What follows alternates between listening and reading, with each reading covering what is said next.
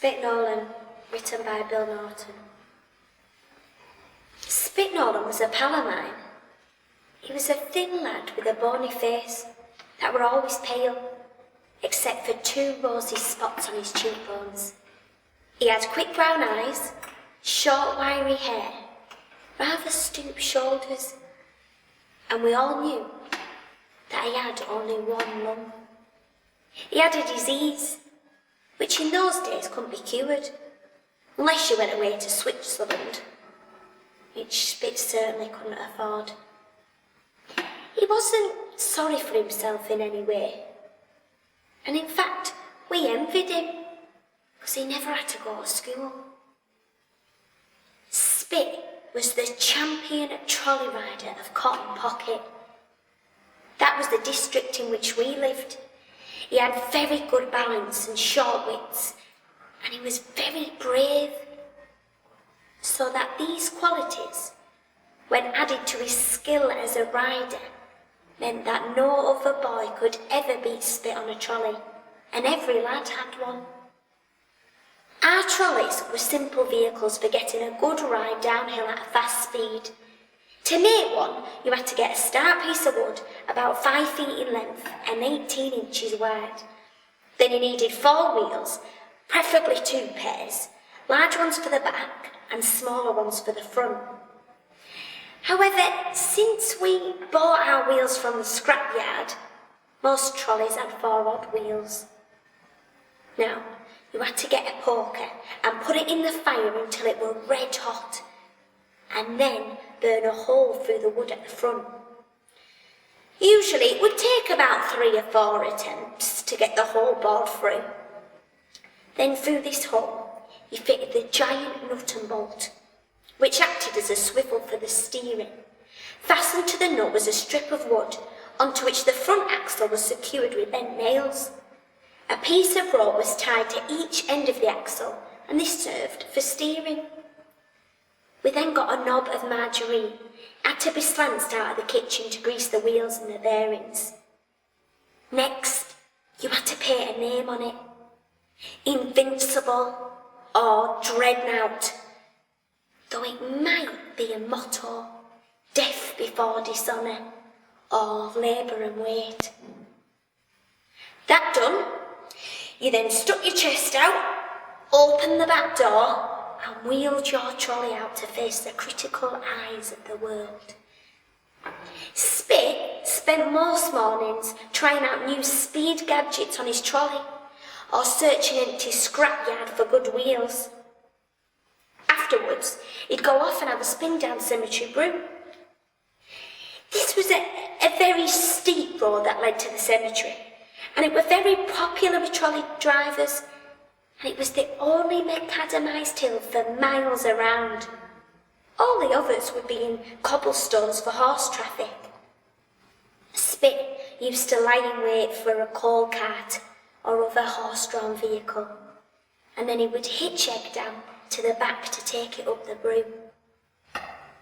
Egg Dam was a name in memory of a girl called Madge, who he had once met at Southport Sanatorium, where he'd spent 3 happy weeks.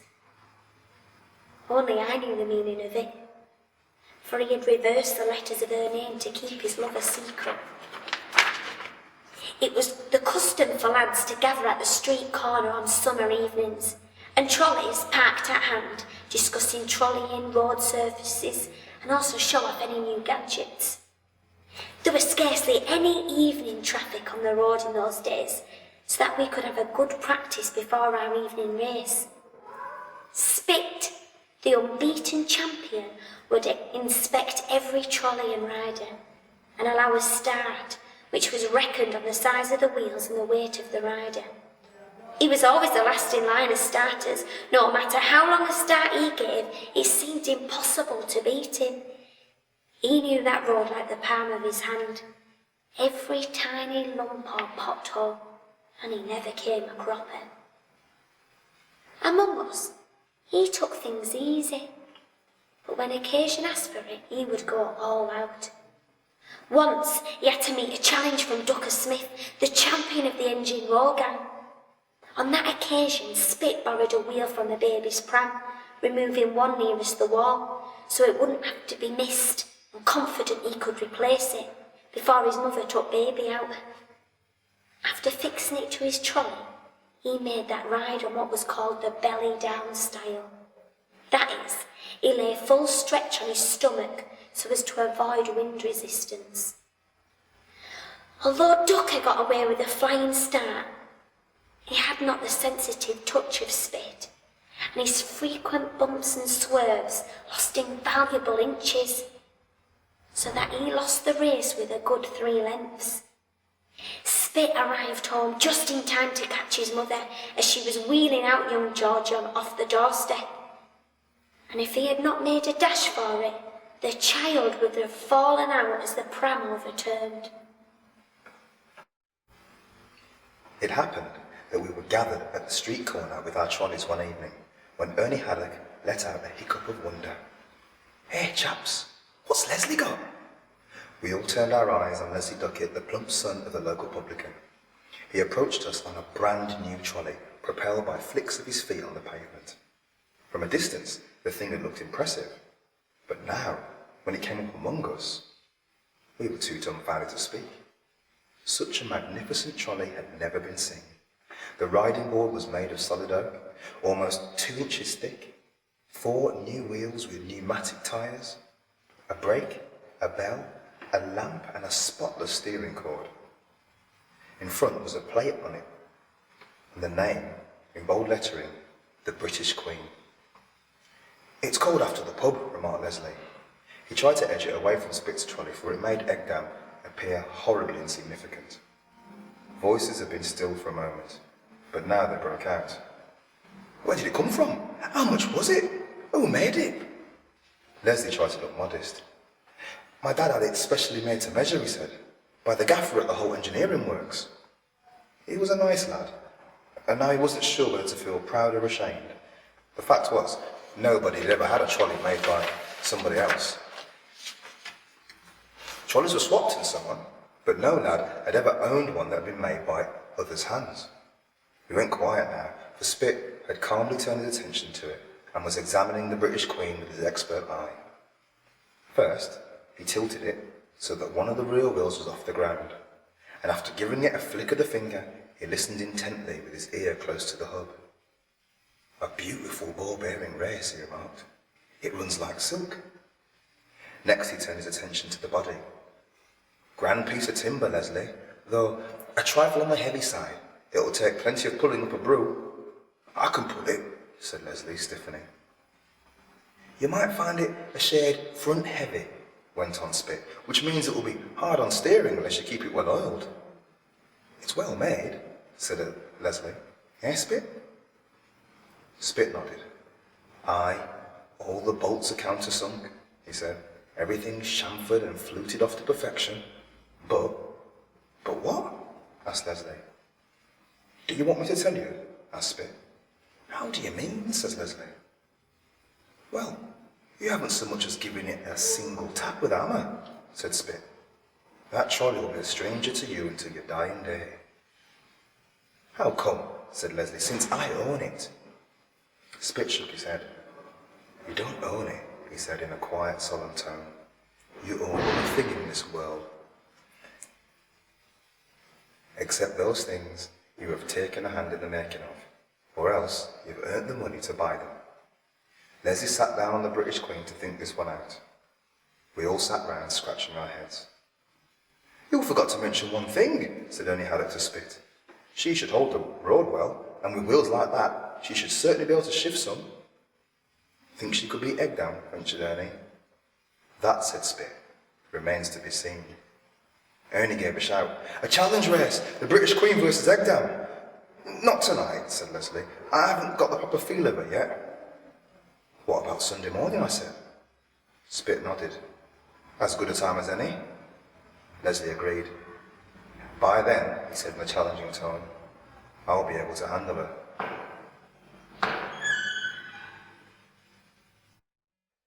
Chattering like monkeys, eating bread, carrots, fruit and bits of toffee.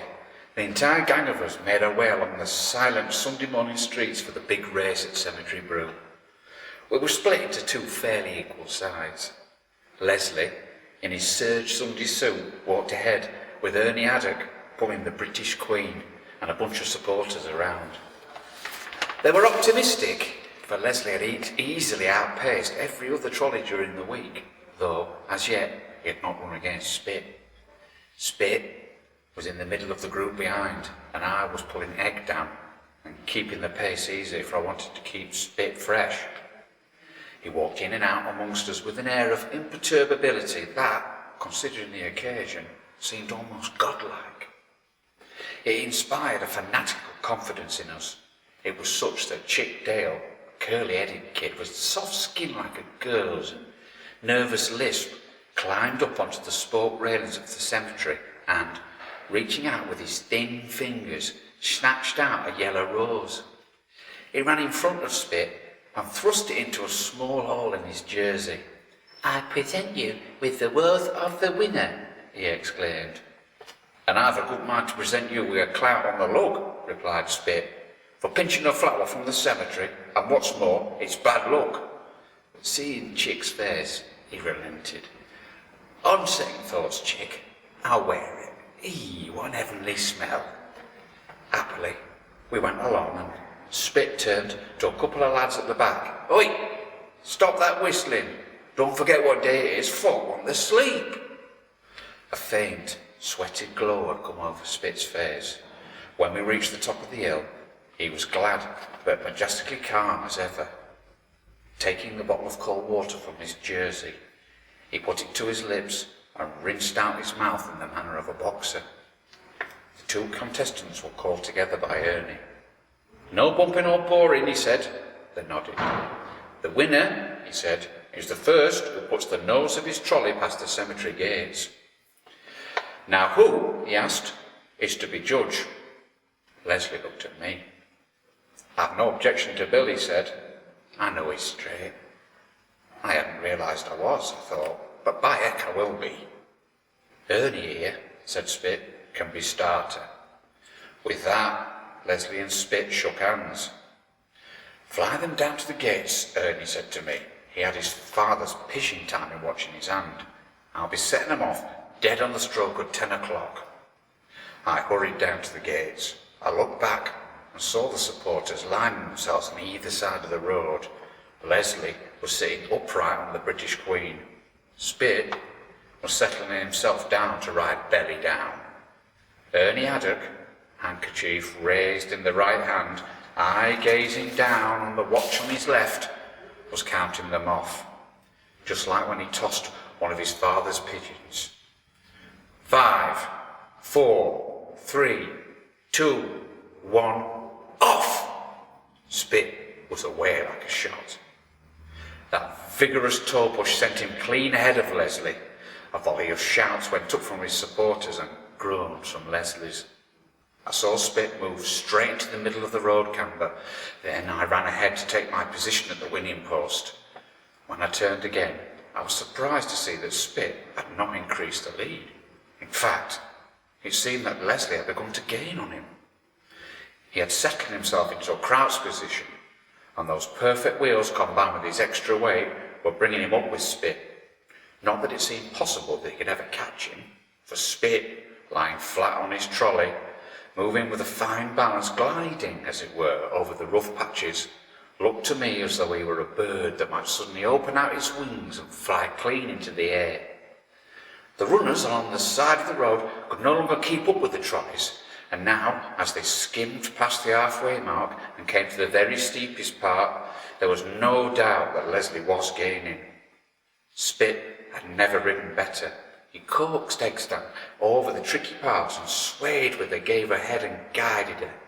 Yet Leslie, clinging grimly to the steering rope of the British Queen and riding the rougher part of the road, was actually drawing level. Those beautiful ball-bearing wheels, engineer-made, encased in oil, were holding the road and bringing Leslie along faster than spirit and skill could carry Spit. Dead level, they sped into the final stretch. Spit Spit's slight figure was poised fearlessly on his trolley, drawing the extremes of speed from her. Thundering beside him, anxious but determined, came Leslie.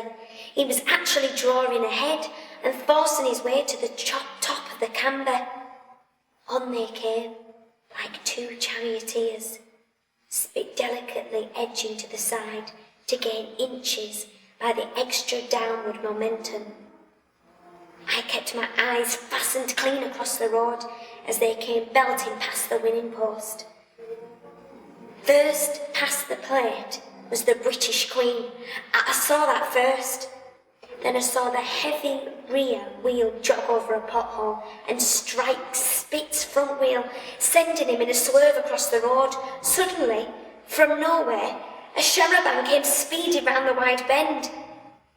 Spit was straight in its path. Nothing could avoid the collision. I gave a cry of fear as I saw the heavy, solid tyre of the front wheel hit the trolley. Spit was flung up and his back hit the radiator. The driver stopped dead. I got there first. Spit was lying on the road on his side. His face was white and dusty. Coming out between his lips and trickling down his chin, his fresh red blood. Scattered all about him were yellow rose petals. "Not my fault," I heard the driver shouting. "I didn't have a chance. He came straight at me." The next thing, we were surrounded by women. And then Leslie and all the lads came up.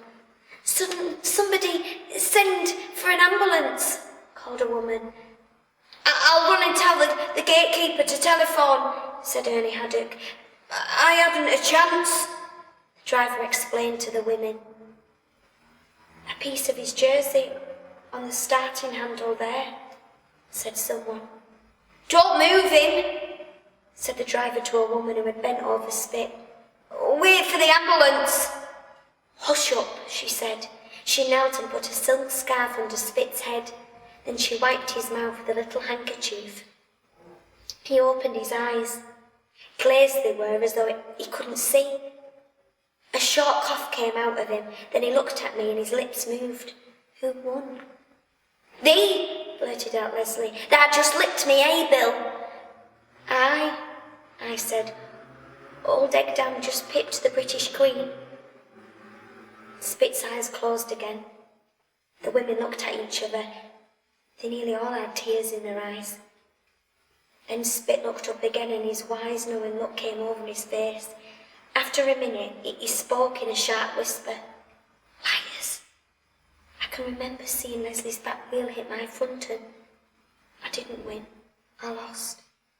He stared upward for a few seconds and his eyes twitched and shut. The driver kept repeating how it wasn't his fault. And the next thing, the ambulance came. Nearly all the women were crying now. And I saw a look that went between them. The two men who put Spit on a stretcher. I couldn't believe he were dead. I had to go into ambulance with the attendant to give him particulars. I went up the step and I sat down inside and looked out the little window as the driver slammed the doors. I saw the driver holding Leslie as a witness. Chick Dale was lifting the smashed-up Egdam onto the body of the British Queen.